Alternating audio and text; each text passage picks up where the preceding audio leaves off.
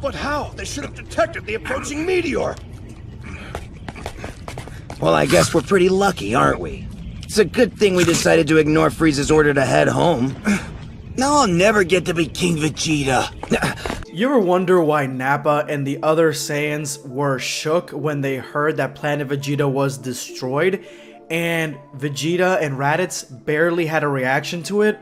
Well, today we get some insight into this level of Saiyan culture, and that is coming up next.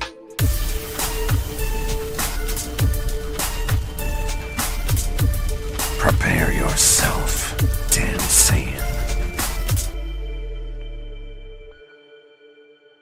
If you are new to the channel, make sure to hit that subscribe button and turn on notifications. That way you never miss a video. These are today's hashtag end of video squad winners. If you would like to join them, make sure to watch till the very end of this video. Drop your comment with the hashtag end of video squad for a chance to be featured in my next video. Yajirobe arrives at Kame House with a message, and that is that Goku is training with Raditz in other worlds, so he wants to be revived in a year, that way he can face off against Nappa and Vegeta. Now this has the rest of the Z Fighters questioning Goku's loyalties very half-heartedly because they're wondering whether or not Goku has turned his back on humans, on Earthlings, and has gone with the Saiyans, which to them, it could be a plausible thing, and even Master Roshi says that, hey, maybe Raditz, his brother, is tricking Goku somehow. And so if they do wish them back, maybe they come back and Goku is working for Raditz for some unknown reason. Maybe Raditz wants to get brought back with the exact same wish, but they are discussing this on Kame House, and it doesn't seem like they have completely abandoned Goku and thinking that Goku went rogue. But I do think that this early on in Dragon Ball Z, knowing that Goku is a Saiyan, he's an alien right now, they probably have their whole world upside down, so anything could be a possibility.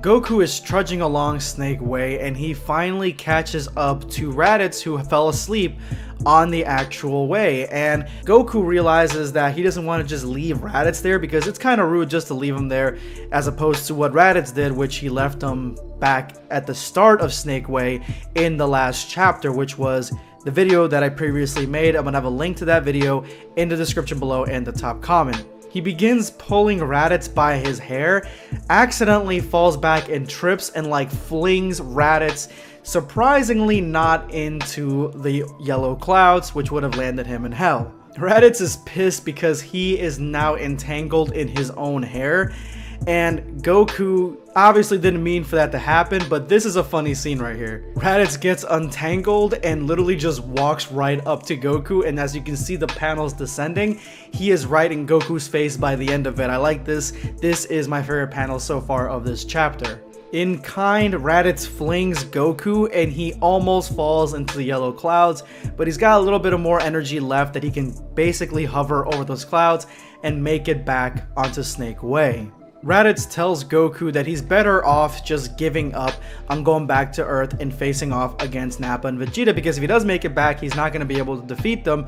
Goku will not let his family, his real family, he says, be doomed, and that triggers Raditz because Raditz is like, I don't want to hear that crap again. You are a Saiyan warrior. And Raditz goes into a whole monologue that, to me, this feels exactly like what Raditz would say in early Saiyan Saga. This characterization, the way that Raditz is written in this Dragon Ball fan manga, to me is one of the closest representations of how Raditz actually talks. He, with a heavy heart it seems, is telling Goku that his entire family, his race, is completely doomed. They are dead, and they were stronger than the Earthlings, so if they died, then you trying to protect the weaklings on Earth is a moot point. You are gonna fail, and Goku does not see it that way at all. This is the argument that I've been waiting for because they are still related at the end of the day. They are brothers, and this is an argument they were having at the beginning of Dragon Ball Z, where Raditz was astonished as to how much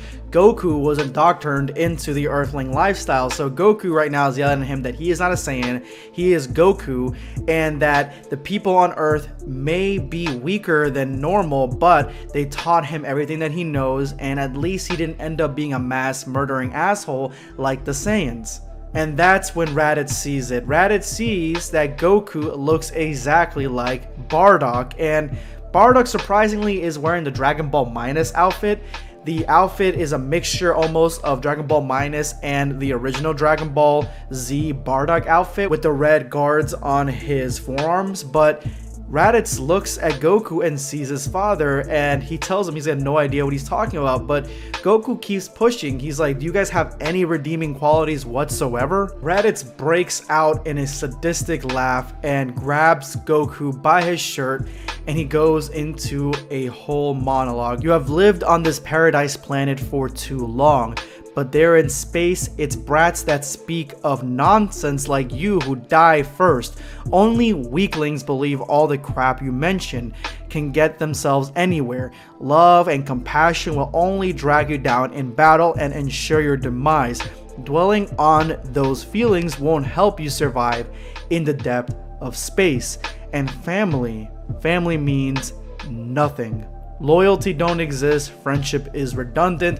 These are the core values of the Saiyans that we first saw in Dragon Ball Z. Absolutely, Vegeta, Nappa, and Raditz all embody these core values. It's only when we look at Dragon Ball Minus and even the Bardock Special where we see a little bit different on the society of the Saiyans. But it makes sense that Vegeta and Raditz as a kid had no feelings toward Planet Vegeta because, number one, they were kicked off the planet to go fight in endless wars right off the start, so they probably don't really care about the planet too much, but having those feelings of love, compassion, and anything that Goku just showed shows weakness, and that's something that Kid Vegeta and Kid Raditz probably never wanted to show. Now, Nappa is weaker than Vegeta, so it is not surprising that Nappa is the type of character to worry, including the guys around him, about Planet Vegeta. Plus, they were on Planet Vegeta probably longer before Frieza took over the Saiyan race, so they remember it better. Raditz isn't stronger than Nappa or Vegeta, but Raditz is the same age as Vegeta, and so he's probably mimicking Vegeta's characteristics of not giving a shit about anybody but himself, and he explains everything in this panel. These things that Goku is spouting, these feelings, these things will get you killed in battle. This is exactly the mentality that I would assume a warrior race would have. Raditz then mocks Goku, where all this nobility has gotten him. He's dead, and his friends and family are gonna die to Nappa and Vegeta when they get there. Raditz then puts the cherry on top and tells him if you had agreed to come with me, they may have lasted longer, and that's when something happens to Goku, and Raditz turns around and doesn't understand what is the problem, but Goku is crying. Raditz begins to shake in anger, but then insults Goku about how just those words made him cry and then leaves right away. But Goku realizes something. These tears, they're not his. Goku says that it hurts more when Raditz laughs, and he says, "You really have a lot of pride, don't you?" And this, to me, is the best aspect of that stone that we saw that fused their souls together. For those of you guys who haven't watched my last video, I would recommend go watching it, but real quick, there's a soul that King Yama used to punish Raditz, where he fused the soul of Raditz with Goku, in that way he can rehabilitate Raditz. Hopefully. So whatever Goku feels, Raditz feels, and vice versa. It looks like emotions is also there because Goku is feeling all the sadness, everything that Raditz is not showing on the outside, Goku is feeling from Raditz's inside. Raditz has stopped on Snake Way, and he now regrets going to Earth at all because now he is stuck on Snake Way. He doesn't know if there's an end to Snake Way. Remember, he wasn't explained anything about King Kai or anything. Doesn't really know why Goku's going down Snake Way, but he is upset that he's even on this road, and he realizes that he may be stuck there for his entire afterlife. It could be his own purgatory. And at this point, he's gone way past Goku. Cut back to Goku, and he has just passed out. And this triggers the connection again between the fused souls of Goku and Raditz. Raditz begins to see all of Goku's memories. He gets to see Goku raising Gohan. He gets to see Goku having a family, having a loving family, why Goku has fought on Earth for this long, why he defends Earth to this point. And the memories stop abruptly at Raditz taking Gohan, and Raditz is saying stop it. He has had enough. At this point now, he's feeling all of Goku's feelings, and he realized why Goku was so upset that Raditz took Gohan, because he now realizes and feels what it's like to raise a kid, raise a baby up until Gohan's age, and the connection that Goku has forged, and that's all going into Raditz right now. Raditz powers up to make it stop, and at this point now he's almost bargaining and arguing with himself. He seems like he regrets these decisions that he's made, coming to this purgatory, doing this to his brother. He even admits that he wasn't gonna hurt Gohan at all. He just wanted to incite Goku to be more like a Saiyan. He wasn't gonna hurt Gohan because not only is Gohan his nephew, but Gohan's a half Saiyan child. He wasn't gonna kill a half Saiyan child. It was an empty threat when he decided to take Gohan.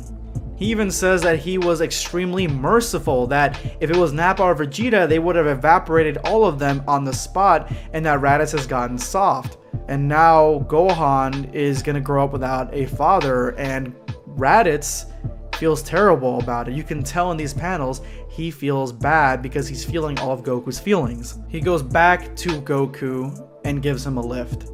And that is the end of this chapter. If you made it to this point of the video, you are now part of the hashtag #EndUpVideo squad. Thank you guys so much for everything that you do. Don't forget to drop that comment with that hashtag for a chance to be featured in my next video. Today I'm going to be responding to Lord Dracul. I remember there was a short manga where Goku and Raditz met their mother and she slapped them both. Yeah, that's one of my favorite Dragon Ball fan mangas that we've covered on here, because anything that develops not only Raditz and Goku together, but also Gine, Bardock, the entire Goku family that we really don't get to see because, you know, they all passed away. Honestly, I think that's peak Dragon Ball fan manga, but I would like to see more on Vegeta's side with King Vegeta. There really isn't too many with King Vegeta. Thank you so much for your comment. This is going to be BlackScape signing off. Take care, guys.